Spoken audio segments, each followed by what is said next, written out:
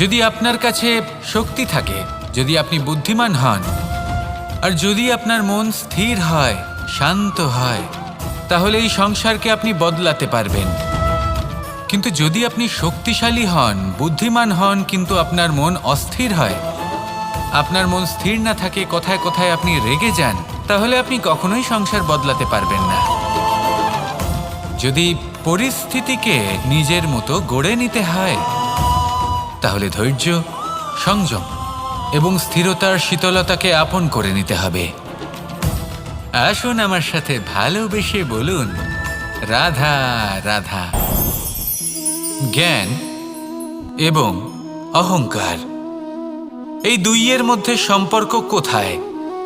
সম্পর্ক ঠিক সেরকম যেরকম হাত এবং কাকনের, যেমন চোখ এবং দৃষ্টির সম্পর্ক। এবার আপনি বলবেন, এ আমি কি বলছি? জ্ঞান এবং অহংকারের এমন সম্পর্ক কি করে হতে পারে? দেখুন, যে ব্যক্তি জ্ঞানী, যার কাছে জ্ঞান রয়েছে এবং তিনি জানেন যে তার কাছে জ্ঞান রয়েছে, তার মধ্যে নিজে থেকেই অহংবোধ জাগ্রত হয়। খুব কম সংখ্যক এমন জ্ঞানী ব্যক্তি আছেন যারা নিজেদের অহংকারের বিষয়ে আঁচ করতে পারেন। প্রকৃত জ্ঞানী হলেন তিনি, যিনি নিজের জ্ঞানের সদ্ব্যবহার করে অহংকারকে দূর করেন। উচিত সময়ে বুঝে যান, নিজের অন্তর যাচাই করে এই বিষয়টা দেখেন যে তার অন্তরে অহংবোধ জাগ্রত হচ্ছে এবং নিজেকে সেখানেই থামিয়ে দেন, যাতে অহংকারের পথে তিনি অগ্রসর না হয়ে যান। এই অহংকার কখন উচিত, কখন অনুচিত, কখন প্রয়োগ করা উচিত, উচিত নয়, কখন বাধা দেওয়া উচিত, এটা শেখা অত্যন্ত প্রয়োজনীয়। আর যদি এটা আপনি শিখতে পারেন, তাহলে আপনি একজন জ্ঞানীও হয়ে উঠবেন এবং সুখীও থাকবেন। তাই মনে রাখবেন, এই জ্ঞান নিয়ে কখনোই অহংকার করবেন না, বরং সবসময় নিজের অহংবোধের বিষয়ে প্রকৃত ধারণা রাখবেন। আসুন আমার সাথে ভালোবেসে বলুন, রাধা রাধা। এই সংসারে সব থেকে বেশি কঠোর এবং বলশালী ধাতু হল লৌহ, অর্থাৎ লোহা। হয়তো সেই জন্যই সকল অস্ত্র, সকল শস্ত্র, সকল বাহন, যখনই এদের নির্মাণ হয়, তখন সব থেকে বেশি ব্যবহার এই লোহাকে করা হয়। এবার এই লোহার একটা বিশেষ গুণ রয়েছে, সেটা এটাই যে লোহাকে আপনি অন্য কোনো ধাতু দিয়ে কাটতে পারবেন না। লোহা দ্বারাই লোহাকে কাটা সম্ভব। এবার এটা কিভাবে সম্ভব? যে লোহাকে কাটতে হবে তাকে গরম করা হয়, যে লোহা দ্বারা কাটতে হবে সেটাকে ঠান্ডা রাখতে হয়। অর্থাৎ ঠান্ডা লোহা দ্বারা গরম লোহা কাটা হয়। এবার এই যুক্তি, তার প্রয়োগ আমাদের জীবনেও করা যেতে পারে। যদি আপনার কাছে শক্তি থাকে, যদি আপনি বুদ্ধিমান হন, আর যদি আপনার মন স্থির হয়, শান্ত হয়, তাহলে এই সংসারকে আপনি বদলাতে পারবেন। কিন্তু যদি আপনি শক্তিশালী হন, বুদ্ধিমান হন, কিন্তু আপনার মন অস্থির হয়, আপনার মন স্থির না থাকে, কোথায় কোথায় আপনি রেগে যান, তাহলে আপনি কখনোই সংসার বদলাতে পারবেন না। যদি পরিস্থিতিকে নিজের মতো গড়ে নিতে হয়, তাহলে ধৈর্য, সংযম এবং স্থিরতার শীতলতাকে আপন করে নিতে হবে। আসুন আমার সাথে ভালোবেসে বলুন, রাধা রাধা। মানুষ সবসময় চায় যে তার জীবনে যেন কখনো কোনো সমস্যাই না আসে। সে চায় তার জীবন যেন শুধুমাত্র শান্তি এবং সুখের দ্বারা পূর্ণ থাকে। কিন্তু এই চাহিদা অনুচিত কিছু নয়। আমরা সবাই এটাই চাই যে জীবনে সুখ থাক, শান্তি থাক। কিন্তু এই কথা সবসময় মনে রাখবেন, যে সূর্য উদিত হন সংসারকে প্রকাশমান করেন, দুপুরবেলায় সংসারকে রৌদ্র প্রদান করেন, সন্ধেবেলায় তাকেও অস্ত যেতে হয়। এবার আমাদের জীবন চক্র কিছুটা এরকমই। কোনো কিছুই চিরকাল একরকম থাকে না। কখনো এই নদীকে দেখুন, যা বয়ে চলেছে। এই নদী যা বয়ে চলেছে তার পথেও অনেক বিপদ আসে। বড় বড় পাথরের সম্মুখীন হয়ে তাকেও সামনে এগিয়ে যেতে হয়। একটি পুকুর যা চারদিক থেকে ঘেরা, তার জীবনে কিন্তু কোনো সমস্যা নেই। কিন্তু এই সংসারে পুকুরের পুজো করা হয় না, পুজো করা হয় নদীকে। মনে রাখবেন, সমস্যার ঊর্ধ্বে তিনি উঠতে পারেন যিনি সমাধি লাভ করেছেন, যিনি এই সংসারেই নেই। যিনি এই সংসারে আছেন এবং জীবিত আছেন, তার জীবনের সমস্যা হলো শ্বাসবায়ুর মতোই গুরুত্বপূর্ণ। আসুন আমার সাথে ভালোবেসে বলুন, রাধা রাধা। মানুষের একটি সমস্যা আছে যে মানুষ সাফল্যকে মাপতে থাকেন, লক্ষ্যপ্রাপ্তিকে মাপতে থাকেন এবং তার তুলনা করতে থাকেন যে ও এত কিছু পেল আর আমি পেলাম না, ওর কাছে এত কিছু আছে কিন্তু আমার কাছে নেই। এই তুলনা করার জন্য ওনারা দুঃখী হয়ে পড়েন, নিরাশ হয়ে পড়েন। তাই আমি একটা প্রশ্ন করছি যে এটা কি উচিত? এই সংসারে আপনি কি নিয়ে তুলনা করবেন, যেখানে সূর্যদেব চন্দ্রমা দুজনেই আছেন, দুজনেই হলেন বিশেষ, দুজনেই নিজ নিজ সময়ে উদিত হন। এদের মধ্যে একজন না থাকলে তাহলে আমাদের জীবন কঠিন হয়ে পড়বে। ঠিক সেইভাবেই আপনি যদি একটা বড় রেখা অঙ্কন করেন তাহলে অন্য রেখাটি ছোট হয়ে পড়ে না, সে তেমনই থাকে যেমনটা সে ছিল। আপনার অস্তিত্ব কখনো ছোট বা বড় হতে পারে না। শুধু তুলনা করার জন্য আপনার এটা মনে হতে পারে। যদি আপনি যুদ্ধ করতে চান আপনার তলোয়ারের প্রয়োজন পড়বে। যদি বস্ত্র তৈরি করতে চান এত বড় তলোয়ার দিয়ে কিছুই হবে না, তখন প্রয়োজন পড়বে একটা ছোট্ট সূচের। তাই তুলনা করবেন না, না নিজেকে ছোট মনে করবেন না অন্য কাউকে। সবার সাথে সহযোগিতা করুন, আর যদি তুলনা করতেই হয় নিজের সাথে করুন যে কাল আমি কেমন ব্যক্তি ছিলাম, আজ কি তার থেকে শ্রেষ্ঠ হয়ে উঠতে পেরেছি। ভেবে দেখুন ভবিষ্যতে গিয়ে আপনি কতটা শ্রেষ্ঠ ব্যক্তি হতে পারেন। আসুন আমার সাথে ভালোবেসে বলুন, রাধা রাধা। মানুষ বলে থাকেন যে জীবনে সময়ের পূর্বে এবং ভাগ্যের থেকে বেশি কিছুই পাওয়া যায় না। এটা যার যার নিজের বক্তব্য। আমি বলবো এই সময় আসলে কি? এই সময় হলো যাতে যুগ যুগান্তর নিহিত আছে, যার মধ্যে দিন আছে, মাস আছে, বছর আছে, ঠিক কিনা? বাস্তবে আপনার কাছে সময় কতটা আছে যা আপনি সদ্ব্যবহার করতে পারেন? তখন থেকে আছে যখন থেকে আপনি নিজেকে বুঝতে শুরু করেন। ততক্ষণ আছে যতক্ষণ না আপনি এই সংসার ছেড়ে চলে যাচ্ছেন। শুধু এটুকু সময় আছে আপনার কাছে। আর যদি ভাগ্যের কথা বলা হয় তাহলে ভাগ্য হলো সেই পরিস্থিতি যখন মানুষ নিজেকে সময়ের হাতে সমর্পণ করে দেন, তাকে ভাগ্য বলে। অর্থাৎ আপনি জীবনে পরিশ্রম করেছেন, বিপদের সম্মুখীন হয়েছেন, সামনে এগিয়ে গেছেন, কোথাও পৌঁছে গেছেন, এবং তখন আপনার মনে হলো যে ব্যাস এখানেই থেমে যাওয়া উচিত। তাহলে সেটাই হবে আপনার ভাগ্য। যদি ভাগ্যের কথা বলা হয় তাহলে বলবো সত্যবানের ভাগ্যে মৃত্যু লেখা ছিল, কিন্তু সাবিত্রীর কর্ম তাকে পুনর্জীবিত করে তুলেছিল। অর্থাৎ এই ভাগ্য বদল করা সম্ভব কর্ম এবং পরিশ্রমের দ্বারা। ভেবে দেখুন, রাবণ মাতা সীতাকে হরণ করেছিল। যদি শ্রীরাম সেটাকে ভাগ্য বলে মেনে নিতেন তাহলে কখনো ভাগ্য বিধাতা হয়ে উঠতে পারতেন না। ভাগ্য হলো একটা বাঁধন যেটাকে ভেঙে ফেলা খুব প্রয়োজনীয়। নিজের লক্ষ্যের কাছে পৌঁছতে হবে। হতেই পারে এই লক্ষ্য হলো পরমাত্মার কাছে পৌঁছে যাওয়া। আপনি যদি পরমাত্মার কাছে পৌঁছতে নাও পারেন তাও সেই পথে কিছুটা অগ্রসর হতে পারছেন, তাই না? তাহলে ভাগ্যের এই বাঁধন ভেঙে ফেলুন, নিজের কর্মের দ্বারা নিজের প্রারব্ধ গড়ে তুলুন এবং আমার সাথে ভালোবেসে বলুন, রাধা রাধা। কথায় আছে যে স্বপ্ন এবং লক্ষ্য হলো একটি মুদ্রারই দুটি দিক। যতক্ষণ না স্বপ্ন দেখছেন ততক্ষণ বুঝবেন কি করে আপনার লক্ষ্য কি? স্বপ্ন দেখে যদি নিজের লক্ষ্য বুঝতে পারেন, সেটা পেতে চান, তবেই সেটা লাভ করতে পারবেন।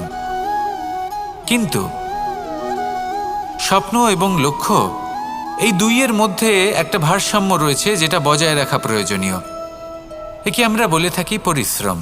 দেখুন, যদি আপনি স্বপ্ন দেখতে চান তাহলে পরিশ্রম ত্যাগ করে নিদ্রা লাভ প্রয়োজন। কিন্তু যদি আপনি লক্ষ্য লাভ করতে চান তাহলে আপনাকে নিদ্রা ত্যাগ করে পরিশ্রম করতে হবে। তাই আলস্য ত্যাগ করুন এবং সিদ্ধান্ত নিন যে আপনি কি চান। আপনার জীবনের এই তুলাদণ্ডে স্বপ্নের পাল্লা ভারী হওয়া প্রয়োজন নাকি লক্ষ্যের? আমার মতে এই দুইয়ের মধ্যে যদি ভারসাম্য বজায় রাখেন তবে পথ নিজে থেকেই সামনে আসবে। শুধু সেই পথে অগ্রসর হতে থাকুন এবং আমার সাথে ভালোবেসে বলুন, রাধা রাধা। আমরা সবাই জীবনে সুখ লাভ করতে চাই। শুধু জীবনে কেন, জীবনের পরেও আমরা সুখ লাভ করতে চাই। আমরা সকলে স্বর্গের কামনা করি। কিন্তু খুব সহজ একটা কথা, যদি আপনি স্বর্গ লাভ করতে চান তাহলে প্রথমে মৃত্যু লাভ করতে হবে। আপনি যদি প্রাণই না দেন তাহলে আপনি স্বর্গ লাভ কিভাবে করবেন, তাই না? শুধু এই ছোট্ট একটা বিষয় দ্বারা আমরা জীবনে অনেক কিছুই শিখতে পারি। যদি আপনার কোনো লক্ষ্য থাকে, কোনো মনোবাঞ্ছিত স্থান থাকে, কোনো বড় কাজ আপনি করতে চান, তাহলে সেই সবই হবে। কিন্তু শুধুমাত্র কামনা করলে হবে না, আপনাকে কর্ম করতে হবে, নিরন্তর প্রয়াস, পরিশ্রম, পথ খুঁজতে হবে, সামনে অগ্রসর হতে হবে। কখনো অসফল হলে তার কারণ খুঁজতে হবে, বিপদের সম্মুখীন হতে হবে, অন্তর থেকে নিজের শক্তি বাড়িয়ে তুলতে হবে। তবেই আপনি নিজের লক্ষ্য লাভ করতে পারবেন, মনোবাঞ্ছিত স্থান পাবেন। মহান নদী গঙ্গা একটি বিন্দু দ্বারা শুরু হয়, ধীরে ধীরে অগ্রসর হয়। কোনো পাথরে ধাক্কা খেলেও সে থামে না, বরং এগোতেই থাকে। তারপরেই সে মহান নদী গঙ্গা হয়ে উঠতে পারে। পরিশ্রম করুন, লক্ষ্য লাভ করুন, আর আমার সাথে ভালোবেসে বলুন, রাধা রাধা। এই সংসারে 3 ধরনের আবেগ অত্যন্ত গুরুত্বপূর্ণ, যা প্রত্যেক মানুষের জীবনে থাকে। প্রথমটা হলো আনন্দ, যা আমরা সবাই লাভ করতে চাই। দ্বিতীয় হলো ক্রোধ। এটা তখনই আসে যখন আমরা আমাদের উপর নিয়ন্ত্রণ হারাই বা কোনো পরিস্থিতি আমাদের প্রতিকূল হয়ে থাকে। তৃতীয় হলো দুঃখ। এই দুঃখ তখনই আসে যখন কোনো একটা পরিস্থিতি আমাদের মনের মতো হয় না, বা আমাদের প্রিয়জন আমাদের বুঝতে পারেন না, আমরা অমূল্য কিছু হারিয়ে ফেলি। তখন এই দুঃখ আমাদের হৃদয়ে আশ্রয় নেয়। এই 3 আবেগ হলো এমন যে আমাদের জীবনে আসতে এবং যেতে থাকবে। কিন্তু এই 3টি আবেগের বিষয়ে কোন কথাটা মনে রাখতে হবে সেটা শুনুন। যখনই আপনি আনন্দে থাকবেন, প্রতিশ্রুতি দেবেন না, কারণ যখন মানুষ আনন্দে থাকেন তখন তিনি নিজের বিবেক বোধ হারিয়ে ফেলেন। দ্বিতীয়ত, যখনই আপনি ক্রুদ্ধ হবেন, উত্তর দেবেন না, কারণ ক্রোধের বশে যে উত্তরই দেবেন সেটা শুভ হবে না। তৃতীয়ত, যখনই আপনি দুঃখী থাকবেন, কোনো সিদ্ধান্ত নেবেন না। তখন নিজের মনের ওপর, নিজের কর্মের ওপর, নিজের ওপর নিয়ন্ত্রণ রাখতে চেষ্টা করুন। যদি এই 3টি আবেগের ক্ষেত্রে এই জিনিসগুলো মনে রাখেন তাহলে জীবনে কখনো আক্ষেপ করবেন না। আসুন আমার সাথে ভালোবেসে বলুন, রাধা রাধা। আমাদের মধ্যে বেশিরভাগ মানুষ কোনো না কোনো মহাশক্তির উপস্থিতিকে বিশ্বাস করেন। আমরা মনে করি যে এ হলো সেই মহাশক্তি যার প্রভাব, যার কৃপা চিরকাল আমাদের উপর বজায় থাকে। আমাদের কর্মের ওপর, কর্মফলের ওপর চিরকাল তার দৃষ্টি থাকে। আমাদের মধ্যে কেউ একে ঈশ্বর মনে করেন, কেউ বা প্রকৃতি মনে করেন, বা কেউ কোনো গৃহপালিত পশুর মধ্যে মহাশক্তির দর্শন লাভ করেন, বা কেউ কোনো বস্তুর মধ্যে। প্রত্যেকের নিজস্ব বিশ্বাস আছে, কিন্তু সেই শক্তির থেকে আশীর্বাদ লাভের জন্য বা কোনো ইচ্ছে পূরণের জন্য আমরা কখনো না কখনো মন্দিরে যাই। এই মন্দির শব্দের সূত্রপাত কিভাবে, আগে সেটা বুঝে নেওয়া যাক। মন্দির এই শব্দের আরম্ভ হলো মনের দ্বারা। কিন্তু বেশিরভাগ মানুষ যখনই মন্দিরে যান কোনো ইচ্ছে পূরণের জন্য বা ইচ্ছে পূরণ হওয়ার পরে ধন্যবাদ দেওয়ার জন্য, তখন তিনি শুধুমাত্র শারীরিকভাবে সেখানে উপস্থিত থাকেন। তার মন তো সাংসারিক কাজের মধ্যেই ঘোরাফেরা করতে থাকে, তাই না? তাহলে বলুন, এর অর্থ কি? যদি আপনি মন্দিরে নিজের মনকেই না নিয়ে যান তাহলে তার কি লাভ হবে? মন্দিরে গিয়ে নিজের মনকে ঈশ্বরের চরণে পূর্ণরূপে সমর্পণ করুন। নিজের মন থেকে ঈশ্বরের আরাধনা করুন, আর এই মন থেকেই বলুন, রাধা রাধা। মানুষ শুধুমাত্র 2 ধরনের ব্যক্তির সামনেই নত হন। একজন হলেন তিনি যাকে তিনি সম্মান করেন, আর আরেকজন যাকে তিনি ভয় পান। এবার কোনো ব্যক্তি যদি আপনার সামনে নত হন, তাহলে তার পেছনের কারণ কি? আপনার প্রতি সম্মান নাকি আপনার প্রতি ভয়? সেটা আপনাকেই বুঝতে হবে। যদি আপনি এমন মনে করেন যে তাতে কি যায় আসে, ভয় হোক বা সম্মান, কেউ আমার সামনে নত তো হচ্ছেন, যদি এটা আপনার চিন্তা ভাবনা হয়, তাহলে আপনাকে মনে করিয়ে দিই, এই সময় বদলাতে বেশি সময় লাগে না। আজ যে ব্যক্তি আপনাকে দেখে ভয় পাচ্ছে, কাল এই ভয়ের সমাপ্তিও ঘটতে পারে। আবার এমনও হতে পারে যে তার কাছে অত্যাধিক শক্তি চলে এলো। অনেক কিছুই হতে পারে। তাই মনে রাখবেন, যে মাথা ভয়ের কারণে নত হয় তা সময় এলে সবার আগে বিরোধিতা করতে পারে, আর যে মাথা সম্মানের কারণে নত হয় আপনার জন্য নিজের শিরচ্ছেদও সে করতে পারে। তাই সকলকে আপন করে নিন, কিন্তু ভয় প্রয়োগ করে নয়। কর্ম করুন এবং সম্মান অর্জন করুন। শুধু এটাই করুন আর আমার সাথে ভালোবেসে বলুন, রাধা রাধা। সূচের শেষে একটি ছিদ্র থাকে, যার দ্বারা আমরা এই সুতো পরাতে পারি, আর তারপর সূচের সাহায্যে এই সুতো দিয়ে বস্ত্র সেলাই করা যায়। কিন্তু যদি সুতোটা সোজা করে ধরা না হয়, তাহলে সূচে কখনো এই সুতো পরানোই সম্ভব নয়। যদি এতে কোনো গিঁট পড়ে, তখন তা কখনোই এই ছিদ্র দ্বারা প্রবেশ করা সম্ভব নয়। ঠিক এইভাবেই যদি আপনি কারোর জীবনে প্রবেশ করতে চান, কারোর অন্তরে প্রবেশ করতে চান, তাহলে আপনাকেও সহজ থাকতে হবে। এতে কোনো গিঁট থাকলে চলবে না, অর্থাৎ মনে যাতে কোনো মালিন্য না থাকে, যেন কোনো কুচিন্তা না থাকে। যদি এসব থাকে, তাহলে আপনি কখনো কারোর জীবনে প্রবেশ করতে পারবেন না। আর যদি কোনোভাবে আপনি প্রবেশ করেও যান, তাহলে তার মনে ঘর করতে পারবেন না। নিজেকে এই সুতোর মতন করে তুলুন, সহজ। মনে যেন কোনো কুচিন্তা না থাকে, সবার প্রতি যেন সদ্ভাবনা থাকে, শুভ চিন্তা থাকে। এমনটা করতে থাকুন। এমন একটা দিন আসবে যেদিন এই সমস্ত সংসারের ব্যক্তির মনে আপনি বাস করবেন, আর তখন এই মন প্রসন্ন হয়ে বলবে, রাধা রাধা। সূর্য হলেন আমার অত্যন্ত প্রিয়। প্রতিদিন আমাকে নতুন শিক্ষা দিতে থাকেন। একবার সূর্যকে দেখুন। 4 প্রহর পর্যন্ত উনি অন্ধকার সহ্য করেন, তারপর আস্তে আস্তে উদিত হন। প্রথমে লাল, তারপর গেরুয়া, তারপর শ্বেত বর্ণ ধারণ করেন। আস্তে আস্তে আকাশে উদিত হন, আর তারপর সমস্ত সংসারে প্রকাশমান হয়ে উঠবেন। এ হলো সূর্যের তপস্যা, তার ধৈর্য, তার প্রতীক্ষা, তার পরিশ্রম, যার ফলে উনি সংসারে সর্বোচ্চ স্থান অধিকার করেছেন। যদি আপনিও এই সংসারে সূর্যের মতোই মহান হয়ে উঠতে চান, সূর্যের মতো এই সংসারে সর্বোচ্চ স্থান অধিকার করতে চান, তাহলে আপনাকে সূর্যের মতোই তপস্যা করতে হবে, প্রতীক্ষা করতে হবে, ধৈর্য ধরতে হবে, পরিশ্রম করতে হবে।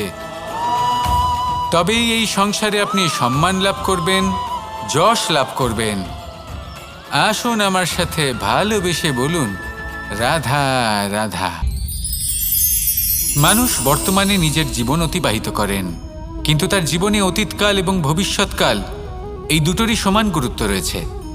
অতীতকাল অতিবাহিত হয়ে গেছে এবং সেটা জীবিত থাকে আমাদের স্মৃতি হিসেবে, এবং ভবিষ্যৎ হলো সেটাই যেটা আমরা শুধুমাত্র কল্পনাই করতে পারি।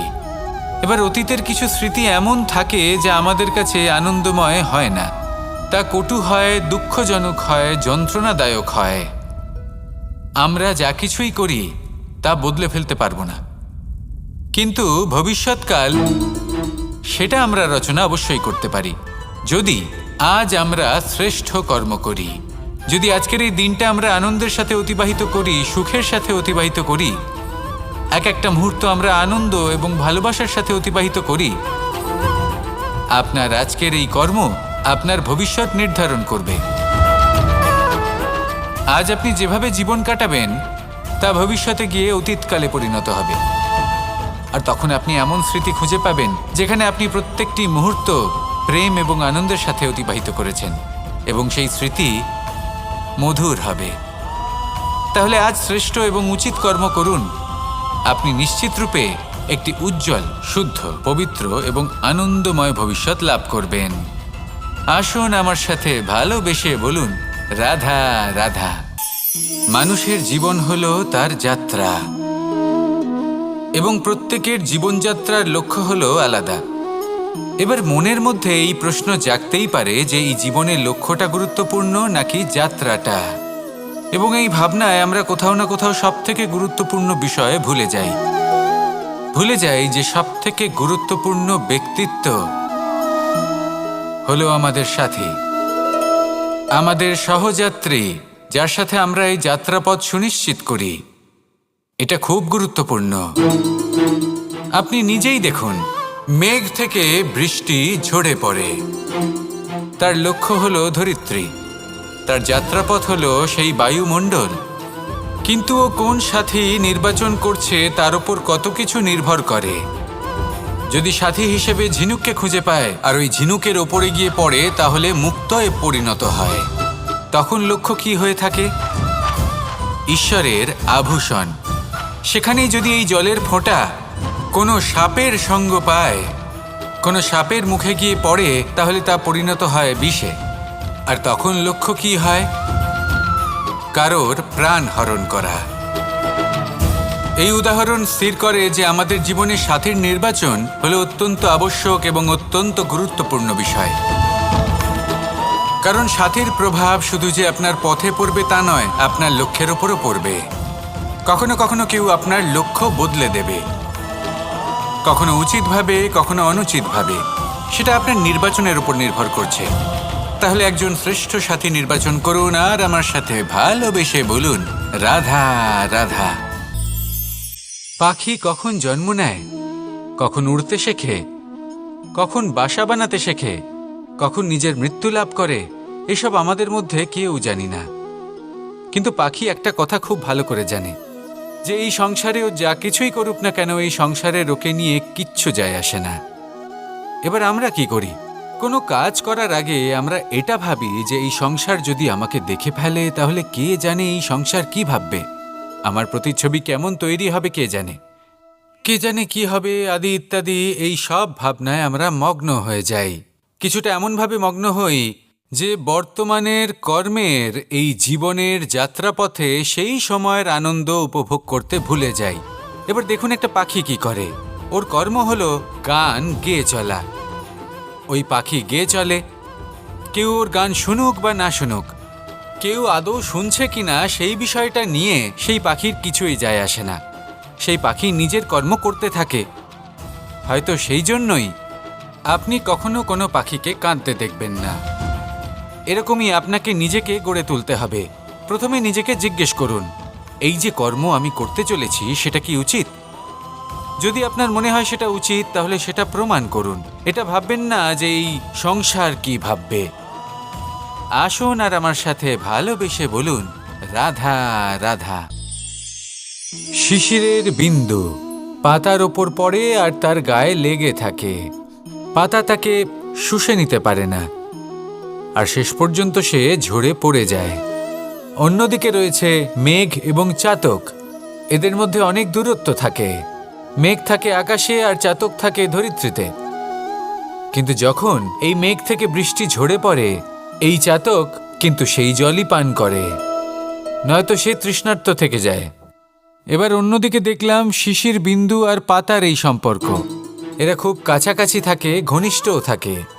অন্যদিকে রয়েছে মেঘ এবং চাতকের সম্পর্ক, যাদের মধ্যে অনেক দূরত্ব থাকা সত্ত্বেও তারা খুব ঘনিষ্ঠ, তাই না?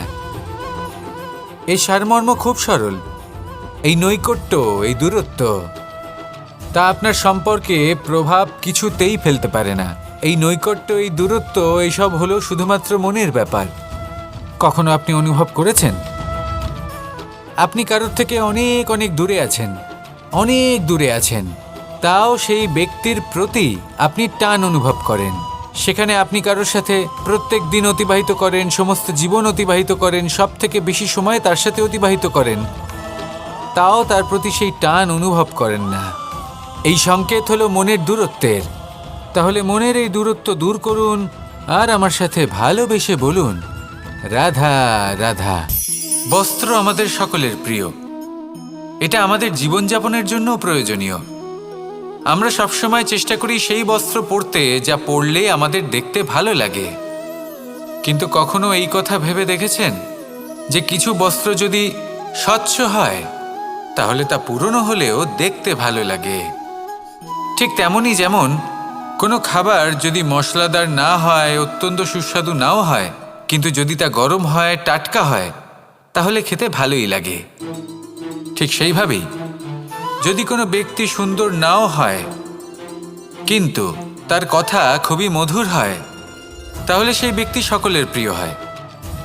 কোনো ব্যক্তি যদি ধনবান নাও হন কিন্তু তিনি যদি গুণী হন, তাহলে এই সংসারে সম্মান লাভ করেন। সেই জন্য কখনো এই বিষয়ে দুঃখ পাবেন না যে আপনার কাছে ভৌতিক স্বাচ্ছন্দ্য নেই। আপনার কাছে সবথেকে বড় বস্তু, সবথেকে মূল্যবান বস্তু যেটা আছে সেটা হলো আপনার আত্মা, আপনার মন, আপনার বিচারধারা, আপনার গুণ, আপনার কথা। এগুলো সবসময় শুভ রাখুন এবং সবসময় নিজের সাথে রাখুন। এই জীবন সফল হবে এবং প্রেমময় হয়ে বলে উঠবে রাধা রাধা। নন্দ বাবাও খেলার ছলে খুব বড় বড় শিক্ষা দিতেন। অনেকদিন আগেকার কথা, বাবা আমার জন্য একটা মানচিত্র নিয়ে এলেন। এটা ছিল জম্বুদ্বীপের মানচিত্র, ঠিক যেন একটা ধাঁধা যা টুকরো টুকরো করে বিভিন্ন দিকে ছড়ানো, যেগুলোকে আমায় জুড়তে হতো। ব্যাস শুধু এটুকুই ছিল আমার কাজ। আমি বারবার প্রচেষ্টা করলাম কিন্তু বারবার অসফলই রয়ে গেলাম। বাবা এটা দেখলেন এবং হাসলেন।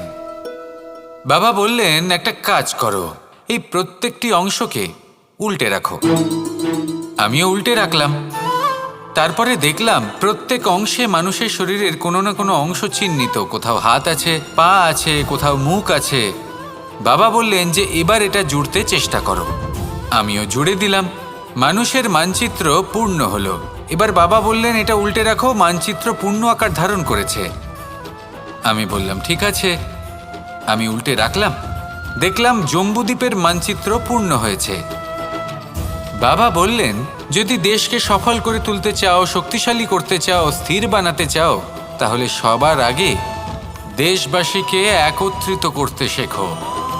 সকল সৈন্যগণ যখন একজোট হয়ে দাঁড়াবে তখন দেশের শক্তি আরও বেড়ে যাবে। শুধু তাই নয়, বাবা বললেন যদি ভালোবাসার সাথে জড়িয়ে পড়ো তাহলে পরমাত্মাও তোমার সামনে এসে দেখা দেবেন।